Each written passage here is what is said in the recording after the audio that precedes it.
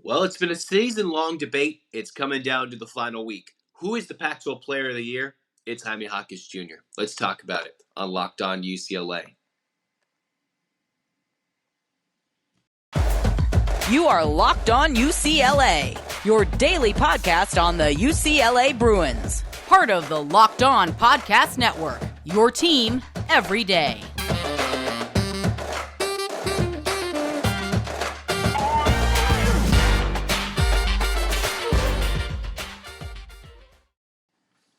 Hey everybody, it's Anderson-Yoxsimer. Thanks for tuning in to this episode of the Locked On UCLA podcast. Thanks for making it your first listen each and every day. It's free wherever you get your podcast, and it's available on YouTube. So like, comment, and subscribe. Thanks for tuning in because, hey, this debate is going to get pretty heated. Will it? Who knows? Because it's coming down to the nitty-gritty. UCLA Basketball is not only playing for team success, setting themselves up for an important NCAA tournament run here under Mick Cronin and the seniors mixed with the freshmen. Could it be could be a big sweep for UCLA when it comes to the awards season in the Pac-12 Conference. But for the already outright Pac-12 champs in the regular season, you'd love to see one Jaime Jaquez Jr.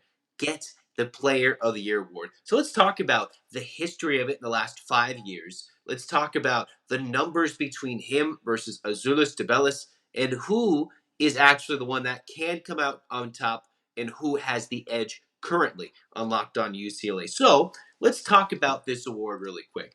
The last few winners have come mostly from first place teams. I wrote down the numbers of guys who have won recently. Most recently, it was Arizona's Benedict Mathurin, who went 17 points per game, close to 18, 5 rebounds per game. Again, Arizona won the Pac-12 last year. In the COVID year, from 20 to 21, Evan Mobley won it, 16 points per game, 8 rebounds per game. Then you had Peyton Pritchard in the postseason canceled year, the Oregon kid, 20 points per game, 5.5 assists per game. He was the team leader in assists for the Ducks. Pritchard and Oregon tied with Arizona for the regular season Pac-12 championship. Then you have Jalen Noel for Washington, the regular season Pac-12 champs in 18-19, 16 points per game, 5 rebounds per game, 3 assists per game, and almost a steal per game. Remember those numbers. And dating back to even before those guys, 5 of the last 6 Pac-12 players of the year have come from the first place team. So remember that, considering UCLA has already wrapped up first place as we have this battle between Tubelis and Jaime Jaquez Jr.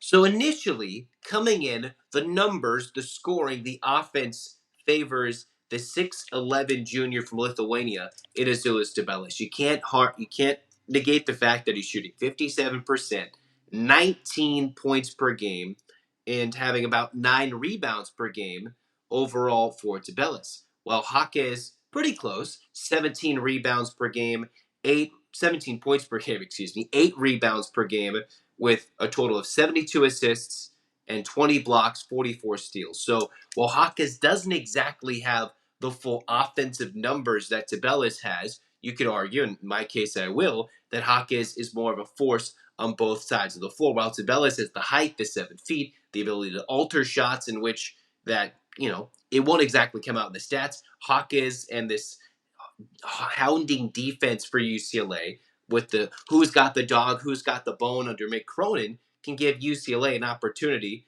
to go deep in the tournament. Jaquez kind of is emblematic of, yes, while Jalen Clark could win Defensive Player of the Year, it's the buy-in from the other players like Jaquez. Most of his defensive numbers, more than half of his steals, I believe 23, about 12 to 13 of his blocks have come in conference play. So for Jaquez, he's really flipped the switch in conference and become a total complete player in terms of playing offense, defense, and rebounding the basketball. When it comes to conference-only numbers between Tubelis and Jaquez Jr., honestly, there wasn't much difference between what Tubelis has done prior to conference and in conference play. His numbers are fairly similar, between 19.5 points per game and 9 rebounds per game. There's nothing too different between what he has. For Jaquez, an uptick in points per game in conference, 17.3, almost 9 rebounds a game, but nothing truly remarkable that makes one player stand out more than the other when you look at, as someone dominated over the entirety of conference play as opposed to the other. But again, you can lean on the fact that sometimes Player of the Year awards, beyond just an outstanding otherworldly performance by one individual, especially in the Pac-12 over the years, other than the COVID year, in most normal seasons, it tends to go to the player on the team who has won the most games in the conference. This year it's UCLA, and the best player is Jaquez, the leading scorer, yada, yada, yada. So who is really taken over as of late? Initially, through mid-January, heading into February, this was maybe Tubelis' award to lose. Jaquez was having a good year, a pretty great year, and you might have thought, hey, he's not going to win the award. But then all of a sudden, Arizona, especially these last 5 games, Jaquez, these last 5 games, counting maybe 2.5, 3 weeks ago, and all of a sudden you mix those two together, and you can see why Jaquez has been building a more important case as to why he can win Pac-12 Player of the Year. Again, these numbers are fairly similar. Both players have had important jumps from one year to the next. Tubelis went from 13 points per game, 6 rebounds, cut down on his turnovers. Jaquez, last year, second leading scorer under Juzang, went from almost a little under 14 points per game to 17 points per game, upped his rebounds to 3. So both of these players have made remarkable improvements, seeing their best players from a year ago leaving, which makes this an interesting debate, not only just based on improvement from a year ago, but sheer importance into how far these individuals can jumpstart and key not only just this Player of the Year award, but to building either team's case to go deeper into the NCAA tournament, Pac-12 tournament, and the more important regular season finale head-to-head, which is expected to be the basically battle head-to-head for the Pac-12 Player of the Year award. So let's talk about that head-to-head performance, and we'll talk about who's been running it up the last 5 games and who has the edge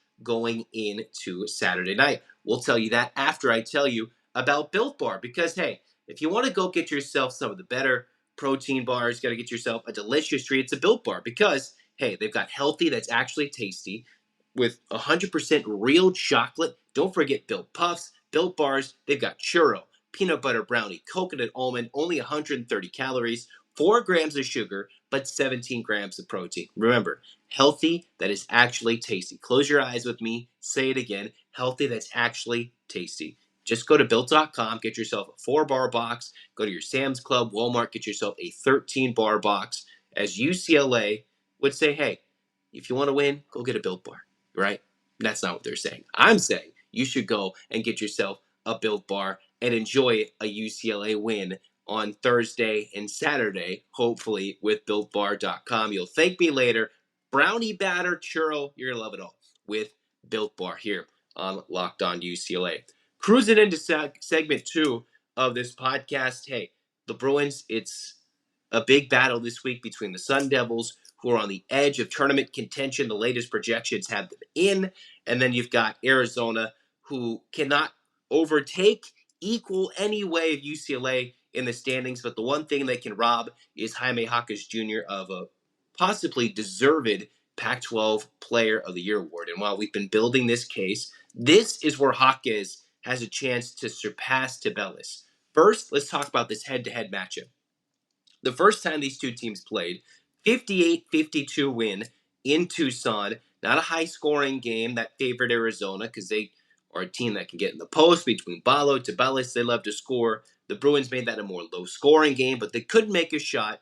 And honestly, you look at the numbers, watching the game, going back on it, neither player was truly impressive. Jaquez was 5 of 17, I believe. And then you had Tubelis, who was 5 of 15. Both players had double-doubles.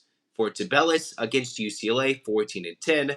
Jaquez against Arizona had a total of 12 points, 11 rebounds, 3 steals. A lot of those steals coming in the final minute when the Bruins threatened to make a miraculous comeback in Tucson and nearly steal that one at the end there. So both players coming off a double-double for against one another in a key matchup.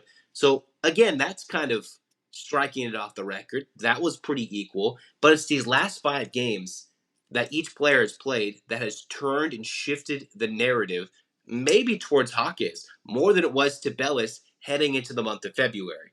Again, the Bruins have not won a Pac-12 Player of the Year award since Kevin Love in 08 and Aflalo the year before that, Aaron Aflalo, from the beloved 3 years in a row to the Final Four in 07 and 08 from Aflalo and Love, who both won Pac-12 Player of the, or at that point, Pac-10 Player of the Year's award. Last 5 games for Tubelis, he has had 12 points per game, just under 13. So we are shortchanging him, but he is close to 13 points per game, just under 8 rebounds per game. So well below his averages of the season in terms of 19 points per game, close to 9 rebounds. Tubelis is close to a double-double. He's had only one game under 10 points, but that came in a 4-point performance, a no-show against Stanford, and again, the Wildcats lost. Jaquez does have more games under 10 points this season, but he does have all Bruin wins. And all those wins, when he came under 10 points, Jaquez had double-digit rebounds or had 6 rebounds, 5 assists, and a couple of steals. So Jaquez has found ways to affect games and help lead the Bruins to wins in games that even he wasn't shooting at his best. Jaquez, so you look at Tubelis, who's got 12.8 points per game and 7 rebounds per game, coming in his last 5. Arizona 3-2, coming off the heartbreak at half court against Desmond Cambridge Jr.'s buzzer beater, and then losing, shockingly, to Stanford not too long ago. 3-2, as the Bruins, winners of 8 in a row, but these last 5 are what we're focusing on. Jaquez has been the focal point. 22 points per game, an uptick in points. 8.5 rebounds per game, an uptick in rebounds. And who's been the one usually, other than maybe the Colorado game, that's come in and gotten late buckets to close these games? A lot of it has come through and through the hands, through the shot making, and through the ability of Jaime Jaquez Jr. for UCLA. So there's a 10-point per game difference. You can go even a little bit to defense. I've even seen the social medias from all the Arizona fans talking about, yeah, even Tubelis is taking a hit defensively late in this season. That Tommy Lloyd hasn't been able to rely on him, and Jaquez is almost on the floor every minute of every game, barring foul trouble or horrible performance. Remember that Stanford game? It was Tiger Campbell who was benched. Jaquez was out there. Even though he didn't shoot his best against Colorado for Jaquez, 17 points, not the best offensive performance. When the Bruins were grinding back in that game against Colorado, their most recent game, it was Jaquez's 10 first-half points, helping keep the Bruins in it, along with the defense and everything else, to crawl within 2 against the Buffaloes in Boulder, and then walk away with a win. So it's really these last 5 games that have truly turned the narrative. As other teams start to stumble, the Bruins are getting red hot, and all of a sudden, as a team, they've gone from maybe a 3 seed to a 2 seed. Now from the comical comments of Cronin all the way to maybe, with wins this weekend, earning themselves a 1 seed, something that seemed unfathomable when they lost to USC and Arizona in games when the Bruins could have won against SC and didn't really show up against Arizona after the second half offensively. But again, all the offense numbers, even defensively, maybe both ways, you can see Jaquez. Look at these numbers again this year. 17 points per game, if you're listening. 8 rebounds per game. 20 blocks, 44 steals. Who won it a few years ago? Jalen Noel, first place Washington. Yeah, seems hard to say not too long ago. Noel, 16 points per game, 5 rebounds per game, 46 steals, and Jaquez still has a couple to go. Matherin last year, 17.7, 5.6 rebounds per game. Jaquez is well within those numbers. Peyton Pritchard, 20 points per game, 5.5 assists. A little bit different beast. Tubelis leans more towards those numbers. And then you have Evan Mobley, who is 16 points per game, 8 rebounds in a season where he just played almost every game. I believe Evan Mobley for SC a couple years ago played every game. That was more of a battle of attrition. And the only time in the last 6 seasons that the first place team did not get the Player of the Year award awarded to their team. So history, recency sides with Jaime Jaquez, the ability to maybe play both sides of the floor, and just how Jaquez has been getting steals. Jalen Clark probably will win Defensive Player of the Year. Heck, he's a national semifinalist for nationally being a Defensive Player of the Year. But it is Clark who should win Defensive Player of the Year in this conference. However, it is Jaquez and his ability to add defensively, a couple of key swipes here and there, that's maybe added to his resume to win this award more than Tubelis, especially down the stretch. Again, some of Tubelis' worst games have come these last couple of games against Arizona State. While he did shoot efficiently, wasn't his usual dominant self and took the least amount of shots he's done in the last few months. Normally, he's a double-digit shot taker. Despite being 5'8", Tubelis wasn't fully in that game plan. While Jaquez wasn't shooting effectively, he found ways to impact the game to a UCLA win. And I think that's what's changing. 5 UCLA wins, while only 3-2 losses for Arizona, and just the ability to grind out wins is one thing. If Arizona was 4-1, 5-0 these last 5 games, and Tubelis had averaged closer to 16 than he did 12, it might be Tubelis. But leaning into this week, I could say a lot of people might be turning their eyes towards Jaquez and just kind of chalking it up to first place, best player. While the Bruins don't always pop out in terms of off the screen, just fantastic at you, it's defense in Jaquez and Campbell and veteran wisdom, veteran play, guiding some youth to a good, if not even good, great season so far, to a Pac-12 championship in the regular season for the first time in 10 years.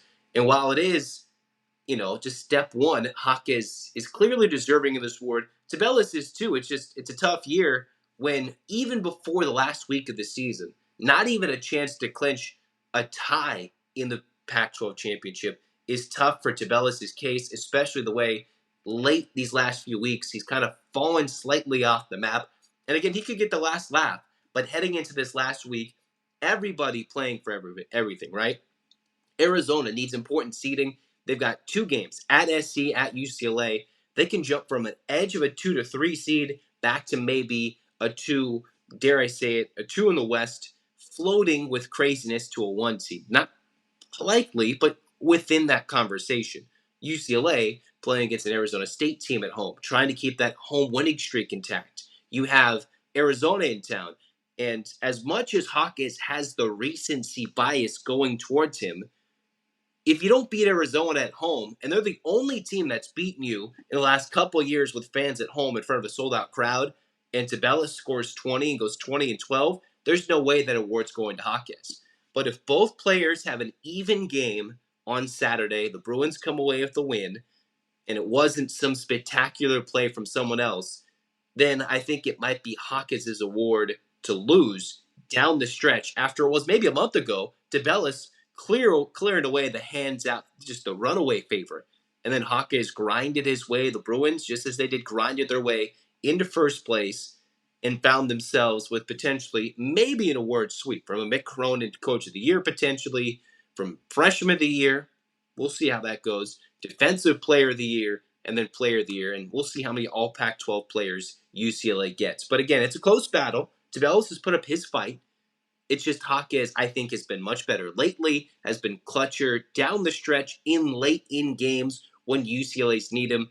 And you can say Tubelis, he's got a little bit of an edge and a little bit of more points, more rebounds, but Jaquez has been on the floor more and affected the game, I think, in more of a multitude of ways than Tubelis has, in my perspective. You could disagree. Hit it in the comments, whether it be at Locked On Bruins, at Zach and Yox on Twitter, or in the comments of the YouTube video. But I think barring this Saturday night collapse one way or the other, Jaquez has a slight edge. And unless Tubelis puts up another 40-point performance, one of the top scoring individual days of the season across the country, if Tubelis puts up 40 and 15 against UCLA, all right, I can give it to him. But I think just right now, leaning this way, Jaquez is close. But hey, let's not forget, the Pac-12 may be extremely angry at UCLA. So if Tubelis wins this award and Jaquez balls out Saturday, then we know how angry the rest of the Pac-12 is at UCLA and SC leaving, and it might just be a bitter thing that the Bruins don't get any postseason awards. So remember that when the Bruins sit here looking for awards that they didn't get if the Pac-12 is bitter for them moving to the Big Ten. That is another thing to look out for. Numbers slightly Tubelis, just the eye test and the recency and the history favor Jaquez, but one more meeting prime time on a Saturday night with the nation mostly watching, especially a lot of the West Coast, ready to hand the award to one or the other, which could give the other side a better path in the NCAA tournament. All right, debate over. We're done with that. I favor Jaquez. Of course, the bias here, UCLA, I do admit it. But again, what Tubelis has, a slight favoring in offensive numbers, an individual great performance, 40 points and 9 rebounds against Oregon, and maybe the bitter factor compared to what Jaquez has. Those are things to consider when this award is handed out in the next week. But we'll move on, and cruising into segment 3, we will talk about UCLA baseball. So to end this show, UCLA went to Vanderbilt for the first time in their program history, went to Hawkins Field, went to Nashville, a chance to earn themselves a bit more credibility in this 2023 season after an opening weekend where they just flat out demolished Omaha, won their midweek in dominant fashion, just wiped the floor with their first 4 games and 2 teams in competition. Again, their next non-conference series for UCLA and John Savage is against UC Davis at home. That won't earn any lovers in terms of their RPI, in terms of committee, in terms of trying to host when you're getting outworked by other teams. UCLA went to Vandy, who was a top 10 team, top 5 team, depending on which rankings you use, from D1, perfect game, coaches, whatever you use. The Bruins went to Vandy, and their offense did not show up. In their 3 games in Vanderbilt, UCLA scored 4 runs in 3 games, struck out 36 times. So if you divide that by 3, that is about 12 Ks per game, right?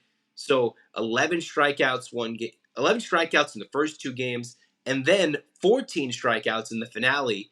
All very low-scoring, tight games. You could argue it was a bit cold out there. Even though it was cold and rainy in California, it was cold. It's February. It's different. The bats haven't awoken. Pitching might be a bit ahead of the swings, the hitters. But still, UCLA found themselves in games.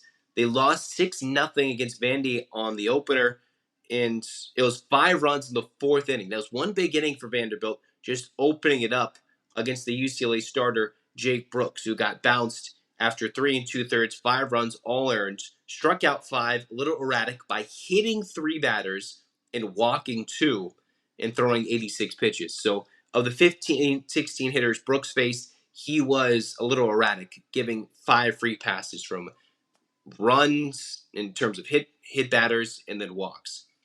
Then in game 2, the Bruins eked out a close one, 3-0. All the runs coming in the 7th and 9th innings, I should say.